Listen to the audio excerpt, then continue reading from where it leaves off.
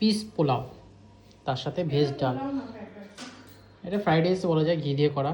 আর এটা হচ্ছে কালকে সে ডালটা, যারা ভিডিও দেখে নিয়েছো তারা জানবে, আর যারা দেখোনি তারা দেখো। কাজু যদি বানিয়েছিলাম, মিষ্টি আলু, কুমড়ো, বিনস, গাজর সব কিছু দিয়ে এটা বানানো, খুব সুস্বাদু হয় খেতে। আর সেই জন্য আমি বানিয়েছি। আর শরীরের পক্ষে খুব ভালো, কারণ পুষ্টিকর, একদম দারুণভাবে আমি খাবো। দারুণ। আর আজ হচ্ছে স্পেশাল মেনু চিকেন কষা। এরকম দারুণভাবে চিকেন কষা বানানো হয়েছে, আজকে কড়াইতে হয়েছে, আজকে কিন্তু কুকারে না। ডালটা আমি কালকে সলিড বানিয়েছি, একদম বিয়েবাড়ির মতো ডাল হয়েছে। এরকম কাজু দিয়ে ডাল, দারুণ দারুণ খেতে লাগছে। এই হলো ফ্রাইড রাইস আর গরমা গরম চিকেন কষা।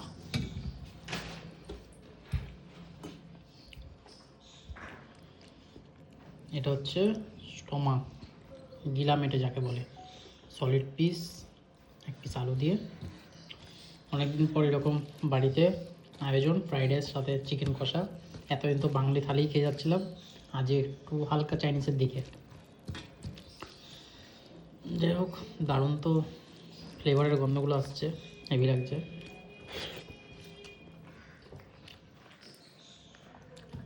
খেতেও সলিড, পাতলা ঝোল, কিন্তু বিয়েবাড়ির স্বাদ। এখন খালি মুখে বিয়েবাড়ির বন্ধুই আসে, কারণ বিয়েবাড়ির মাছ হোক, চিকেন হোক, মাটন হোক,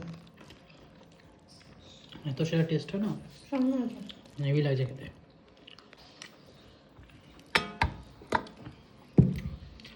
এই জিনিসটা মনে হয় কচকচি বলে, আমার হেভি লাগে, মেটে হোক কচকচি হোক।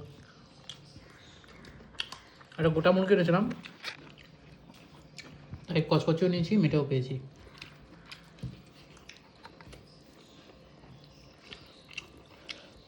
চিকেন কষা দিয়ে এরকম ফ্রাইড রাইস, তাও কি বাড়ি বানানো, আর কি চাই। চিকেনে কচকচি সাথে আলু দিয়ে ফ্রাইড রাইস।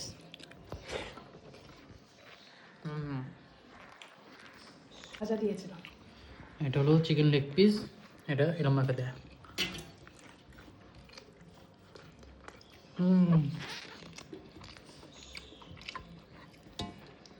আজকের সাথে রান্না বান্না দারুণ আছে,